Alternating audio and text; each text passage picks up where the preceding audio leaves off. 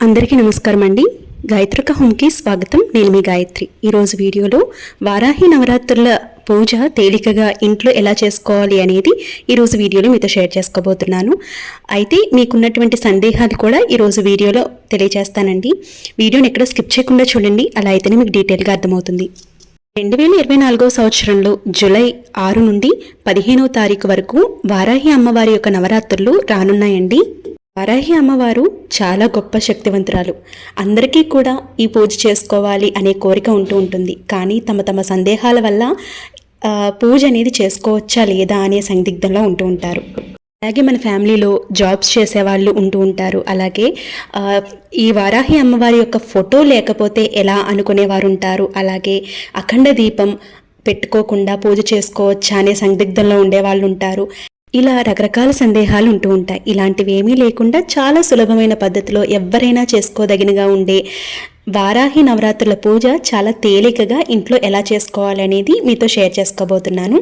అయితే వారాహి అమ్మవారి యొక్క నవరాత్రులు చేయాలి అనుకున్న వారు కొన్ని నియమాలైతే పాటించాలండి. ఈ నియమాలు ఏంటో ఫస్ట్ తెలుసుకుందాం. అమ్మవారి పూజ చేయాలంటే అమ్మవారి పటం కానీ విగ్రహం కానీ కావాలి, లేదంటే అమ్మవారి దీపారాధనలు కావాలి, అలాగే రకరకాల పూజా సామాగ్రి కావాలి అని అస్సలు అనుకోవద్దండి. అమ్మవారి చిత్రపటం కానీ ప్రతిమ కానీ మీకు పెద్ద పూజా సామాగ్రి కానీ లేకపోయినా కూడా మన దగ్గర భక్తి ఉంటే సరిపోతుందన్నమాట. అలాగే ఏకాగ్రతగా మనం పూజ చేస్తే సరిపోతుంది. మన పూజ అమ్మవారి వరకు చేరుతుందన్నమాట. మన మనసులో అమ్మవారి మీద నమ్మకం ఉండి ఏకాగ్రతతో పూజ చేసుకుంటే అమ్మవారి కరుణ మన మీద ఎప్పుడూ ఉంటుంది. అలాగే అమ్మవారి పూజ చేయాలి అనుకున్న వారు ఇంట్లో తప్పకుండా నాన్ వెజ్ అనేది ఉండకూడదు. అలాగే పెళ్ళైన వారు బ్రహ్మచర్యం ఖచ్చితంగా పాటించాలి. అంటే అమ్మవారు చాలా శక్తివంతమైనటువంటి దేవత అనమాట. ఈ నియమాలు పాటిస్తూ చక్కగా ఏకాగ్రతగా అమ్మవారికి పూజ అనేది చేసుకుంటే సరిపోతుందండి. మనం ఎంత పెద్దగా అట్టహాసంగా పూజ చేశాము, ఎన్ని పూజా సామాగ్రి ఉపయోగించాము, ఎన్ని దీపాలు వెలిగించాము, అమ్మవారి పటాన్ని ఎంత అందంగా అలంకరించామనేది ముఖ్యం కాదు. మనం ఎంత భక్తితో ఏకాగ్రతతో అమ్మవారికి పూజ చేశామనేది ఇంపార్టెంట్ అనమాట. అయితే ఈ అమ్మవారి యొక్క పూజకి సంబంధించినటువంటి సందేహాలన్నిటి గురించి నేను ఒక వీడియో అన్ని వివరంగా చేశానండి. అది డిస్క్రిప్షన్లో ఇస్తాను, మీకు బాగా యూజ్ అవుతుంది. ఒక్కసారి చూడండి. అంటే కలసం ఆనవాయితీ లేని వాళ్ళు, అఖండ దీపం పెట్టుకోలేని వారు, అమ్మవారి విగ్రహం కానీ ప్రతిమ కానీ లేదు అనుకున్నవారు ఏం చేయాలి, ఎలా పూజ చేసుకోవాలి, ఏ విగ్రహం పెట్టుకోవాలి, ఏ పటానికి పూజ చేసుకోవాలి అనేదంతా కూడా నేను లాస్ట్ వీడియోలో మీతో షేర్ చేసుకున్నాను. ఒక్కసారి చూడండి, మీకు బాగా యూజ్ అవుతుంది. అలాగే ఈరోజు అమ్మవారికి నేను సులువుగా ఇంట్లో ఎలా పూజ చేయాలనేది మీతో షేర్ చేస్తున్నాను. అలాగే ఈ పూజ ఏ సమయంలో చేయాలక్క అని కూడా అడుగుతూ ఉన్నారండి. అమ్మవారి పూజ తెల్లవారుజామున బ్రహ్మ ముహూర్తంలో చేసుకున్నా, లేదంటే సాయంకాలం వేళ అంటే సూర్యోదయం అయిన తరువాత చేసుకున్నా చాలా మంచిదండి. ముఖ్యంగా చెప్పాలంటే అమ్మవారి పూజ సూర్యోదయం అయిన తరువాత సాయంత్రం వేళ చేసుకుంటే మనకి పూజకి 1000 రెట్లు ఫలితం అనేది దక్కుతుంది. సాయంత్రం వేళ పూజ మనకి ఎలాగో హడావిడి అనేది ఉండదు. అన్ని పనులు అయిపోయి చక్కగా ఏకాగ్రతగా చేసుకోవటానికి అనుకూల సమయం కూడా. కాబట్టి సాయంకాలం వేళ అమ్మవారి పూజ చేసుకోండి, చాలా మంచిది. అమ్మవారి పూజ చేసుకోవాలని సంకల్పించిన వెంటనే మనం చేయవలసిన పని ఇంటిని శుభ్రం చేసుకోవాలి. అలాగే పూజా మండపాన్ని సిద్ధం చేసుకోవాలి. పూజా సామాగ్రిని కూడా నీట్గా క్లీన్ చేసుకోవాలి. అలాగే పాడ్యమి తిథి రోజున వేకువజామునే లేచి మీరు నార్మల్గా ఇంట్లో ఎలా అయితే పూజ చేసుకుంటారో అలాగే అమ్మవారి యొక్క చిత్రపటం ఉంటే చిత్రపటం పెట్టుకోండి, లేదంటే ప్రతిమ ఉంటే ప్రతిమ పెట్టుకోండి. రెండూ లేదు అనుకుంటే లక్ష్మీ అమ్మవారి పటం కానీ, లలిత అమ్మవారి పటం కానీ, కనకదుర్గమ్మ అమ్మవారి పటం కానీ, ఇలా ఏ దేవత అయినా కూడా ఆమె స్వరూపమే కాబట్టి ఆ ఫొటోస్ పెట్టుకుని మీరు పూజ అనేది చేసుకోవచ్చు అనమాట. అయితే ఈ పూజను తెల్లవారుజామునే బ్రహ్మముహూర్తంలో పూజ అనేది చేసుకోండి. సూర్యోదయం అవ్వక ముందే పూజ అనేది నిర్వహించుకోండి. అయితే కొంతమంది అయితే అమ్మవారి పూజ చేయాలి అనుకున్నవారు పీఠాన్ని సెపరేట్గా పెట్టుకొని పూజ అనేది నిర్వహించుకుంటారు. ఇలా పీఠం సెపరేట్గా ఉండటం వల్ల మన పూజ ఏకాగ్రత ఎటు తప్పకుండా ఉంటుందండి. మనం అటు నుంచి ఇటు నుంచి అటు తిరిగినా కూడా అమ్మవారి మీద ధ్యాస ఉండటం వల్ల మనకి నిత్యం దీపారాధన ఉందా, లేదంటే మనం ఎప్పుడు దీపారాధన చేయాలి అనేది మనం మనసులోనే మెదులుతూ ఉంటుంది. అలాగే అమ్మవారి మీదే ధ్యాస అనేది ఉంటుంది. లేదు అంటే మీరు రోజు పూజ చేసుకునే ప్లేస్లోనే మీరు పూజ అనేది చేసుకోవచ్చు. నేనైతే పూజ ఇలా చేసుకుంటున్నాను అనమాట. అమ్మవారిని ఇలా అలంకరించుకున్నాను. అలాగే ప్రతిమగా నేను కనకదుర్గమ్మ అమ్మవారి యొక్క ప్రతిమని పెట్టుకుంటానండి. నా దగ్గర వారాహి అమ్మవారి యొక్క ప్రతిమ లేదు కాబట్టి నేను కనకదుర్గమ్మ అమ్మవారి ప్రతిమ పెట్టుకొని ఆ ప్రతిమకి పూజ అనేది నిర్వహించుకుంటున్నాను. అలాగే ఫోటో మాత్రం అమ్మవారి యొక్క ఫోటో పెట్టుకున్నాను, వారాహి అమ్మవారి యొక్క ఫోటో పెట్టుకున్నాను. అలాగే వినాయకుడిని కూడా ఏర్పాటు చేసుకున్నాను. మీరు పసుపుతో చేసిన వినాయకుడిని కూడా పెట్టుకోవచ్చు. ముందుగా మనం ఏ పూజ చేసినా, ఏ వ్రతం చేసినా వినాయకుడికి పూజ చేస్తాం కాబట్టి వినాయకుడిని స్తుతించుకొని పసుపు కుంకుమ సమర్పించి, పూలు సమర్పించి, అలాగే మంగళహారతిని ఇచ్చాను. తర్వాత అమ్మవారికి అభిషేకం చేస్తున్నానండి. ఇలా ఇంట్లో అమ్మవారికి అభిషేకం చేసుకుంటే చాలా మంచిదన్నమాట. ఇలా అభిషేకం చేసే ముందే మీ సంకల్పం ఏంటి అనేది అమ్మవారికి ఒక్కసారి చెప్పుకోండి. ఈ అభిషేకం చేసేటప్పుడు మనం ఏకాగ్రత మొత్తం అమ్మవారి మీదే ఉండాలండి. ఇక్కడ నేను అభిషేకం గంధం, పసుపు, కుంకుమ, పాలు వీటితో, ఈ పూజా ద్రవ్యాలతో అమ్మవారికి అభిషేకం అనేది నిర్వహించుకుంటున్నాను. అమ్మవారికి పూజ అనేది చేసుకునేటప్పుడు ఈ 9 రోజుల్లో ఏదో ఒక రోజు మీరు ఇలా అభిషేకం అనేది చేసుకోండి, చాలా మంచిదన్నమాట. మనం అది కూడా సూర్యాస్తమయం అయిన తర్వాత అమ్మవారికి పూజ చేస్తాం కాబట్టి సూర్యాస్తమయం అయిన తర్వాత ఈ అభిషేకం చేసుకుంటే చాలా మంచిదండి. ఇక్కడ నేను కనకదుర్గమ్మ అమ్మవారి యొక్క ప్రతిమని పెట్టుకున్నాను. ఈ ప్రతిమకి గంధము, కుంకుమ పెట్టానండి. తరువాత మనం అభిషేకం చేసుకునే ముందే ఒక్కసారి అమ్మవారికి ధూపాన్ని ఇవ్వాలి. ఇలా ధూపాన్ని ఇచ్చిన తరువాత మనం అభిషేకం అనేది చేసుకోవాలండి. ఇక్కడ మనం గుర్తుపెట్టుకోవాల్సిన విషయం, అమ్మవారి పూజ చేసినంతసేపు కూడా అమ్మవారి పూజా మందిరం కానీ లేదంటే పీఠం కానీ పరిమళ భరితంగా ఉండాలి. అంటే మనం జవ్వాదు పౌడర్ లేదంటే జవ్వాదు అత్తరు ఉంటుంది కదండి, అది కూడా మనం తెచ్చుకొని ఈ పూజా మండపంలో పెట్టుకున్నట్లయితే చాలా మంచిగా సువాసన భరితంగా ఉంటుంది. ఇది కూడా మీరు చేసుకుంటే మంచిదన్నమాట. అలాగే అమ్మవారికి ఈ విధంగా గంధంతో అభిషేకం అనేది చేస్తున్నాను. ఇలా గంధంతో అభిషేకం చేసుకున్న తరువాత పసుపుతో అభిషేకం చేస్తున్నానండి. ఇలా అభిషేకం చేయటం వల్ల చాలా చాలా మంచిది. ఇంట్లో ఇలా అభిషేకం చేస్తూ అమ్మవారిని స్తుతిస్తూ అభిషేకం అనేది చేసుకోవాలి.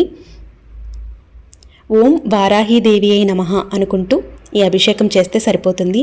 మీకు పెద్ద పెద్ద శ్లోకాలు, స్తోత్రాలు రాలేదు అనుకున్నా పర్వాలేదండి. ఓం శ్రీ వారాహి అయి నమః అనుకుంటూ ఈ అభిషేకం చేసుకుంటే సరిపోతుంది.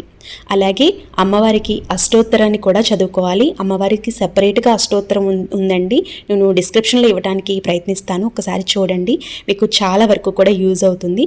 అమ్మవారి అష్టోత్తరం చదువుకుంటూ కూడా అమ్మవారికి అభిషేకం అనేది చేసుకోవచ్చు. ఇవేమీ రావు అనుకున్నా కూడా మీరు అమ్మవారి యొక్క శ్లోకాలు, స్తోత్రాలు, అష్టోత్తరాలు ప్లే చేసుకుని వింటూ కూడా అమ్మవారి పూజ అనేది నిర్వహించుకోవచ్చు. మనకి భక్తి, ఏకాగ్రత ఉంటే సరిపోతుందండి. మనసు ఉంటే మార్గం దానంతట అదే తెలుస్తుంది. కాబట్టి అమ్మవారి పూజ చేయాలి అనే సంకల్పం ఉంటే సరిపోతుందన్నమాట. అమ్మవారే మనకి దారి చూపిస్తారు. అలాగే మనకి ఉన్నటువంటి ఎంత పెద్ద కష్టాన్నైనా కూడా అమ్మవారు ఖచ్చితంగా తీరుస్తారండి. కానీ మనకి నమ్మకం అనేది ఉండాలన్నమాట. ఇలా చక్కగా అభిషేకం అనేది చేసుకున్నాను. మనం అభిషేకం చేస్తున్నంతసేపు కూడా చక్కగా ధూపం అనేది అమ్మవారికి తగిలేలా చూసుకోండి. మీరు సాంబ్రాణి వేసుకుంటే ఇంకా మంచిది. మనకి బయట ప్యూర్ సాంబ్రాణి కూడా దొరుకుతున్నాయండి, అవి తెచ్చుకుని వేసుకుంటే చాలా మంచిది. లేదు అంటే ధూప్ స్టిక్స్ ఉంటాయి కదా, అవి వెలిగించుకుని కూడా మీరు ధూపం అనేది ఇవ్వవచ్చు. ఇలా పాలతో అభిషేకం చేసుకున్న తర్వాత, అంటే గంధము, కుంకుమ, పసుపు, పాలు ఇవన్నీ వీటితో అభిషేకం అనేది చేసుకున్నాను. తర్వాత పూలతో చక్కగా అభిషేకం అనేది చేశాను. అండ్ తర్వాత అమ్మవారికి మరొక్కసారి ధూపాన్ని చూపిస్తున్నానండి. ఇలా ధూపాన్ని చూపించిన తర్వాత మనం అభిషేకం చేసినటువంటి ద్రవ్యపు నీళ్ళు ఏవైతే ఉన్నాయో అవి నేను పారే నీళ్ళలో వేసేస్తాను. లేదు అంటే మీకు వీలు లేదు అనుకుంటే సింక్ని నీట్గా క్లీన్ చేసుకుని సింక్లో అనేది వేసుకోవచ్చండి. అంటే మాకు అవైలబుల్గా లేవు పారే నీళ్ళు కానీ, పారే నది కానీ, పారే కాలువ కానీ, చెరువులు కానీ ఏమీ లేవు అనుకున్నా మీరు సింక్లో శుభ్రం చేసుకున్నటువంటి సింక్లో వేసుకోవచ్చు అన్నమాట. ఇలా చేసుకున్న తర్వాత అమ్మవారికి మరొక్కసారి ధూపాన్ని సమర్పించి చక్కగా అమ్మవారిని ఒక పీఠం మీద కూర్చోబెట్టాలి. ఇలా చిన్న పీఠం తీసుకున్నాను. ఈ పీఠం మీద అమ్మవారి ప్రతిమని కూర్చోబెట్టానండి. తర్వాత అమ్మవారికి గంధము, కుంకుమ సమర్పించాను. తర్వాత పూలని పెట్టుకున్నాను. మీకు అవైలబుల్గా ఉన్నాయి అనుకుంటే ఎర్రటి పూలతో అమ్మవారిని పూజించుకోండి, చాలా మంచిది. లేదు అంటే మల్లెలతో కానీ, జాజులతో కానీ అమ్మవారిని పూజించుకోవచ్చు. ఇలా పూజ చేస్తున్నంతసేపు మాత్రం ధూపం అనేది ఇస్తూనే ఉండాలి. అలాగే పూలు కూడా అలంకరించుకున్నాను. ఇలా అలంకరించుకున్న తర్వాత ఇంకా పూజ అనేది మొదలు పెట్టుకోవాలండి. అయితే ఇక్కడ నేను ఇలా మండపాన్ని సెపరేట్గా పెట్టుకుని పూజ అనేది చేసుకుంటున్నాను. మనం పూజ మండపంలో కూడా మనం నిత్యం చేసే పూజ ఎలా చేసుకుంటామో అలా కూడా పూజ అనేది చేసుకోవచ్చు.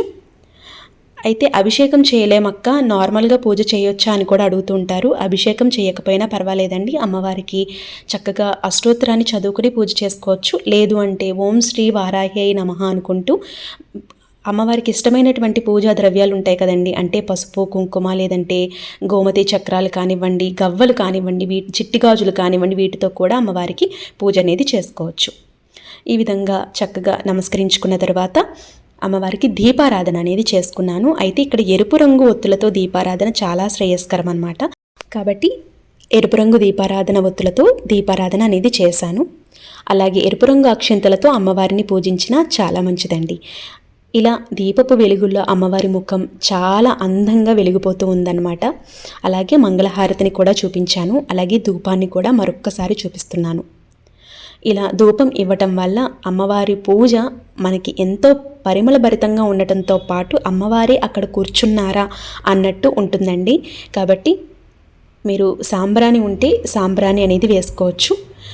అలా సాంబ్రాణి ఇల్లంతా కూడా చూపించినా కూడా చాలా మంచిదండి. ఇలా ధూపాన్ని చూపించిన తర్వాత అమ్మవారికి ఇప్పుడు ఒక్కసారి నమస్కరించుకోవాలి.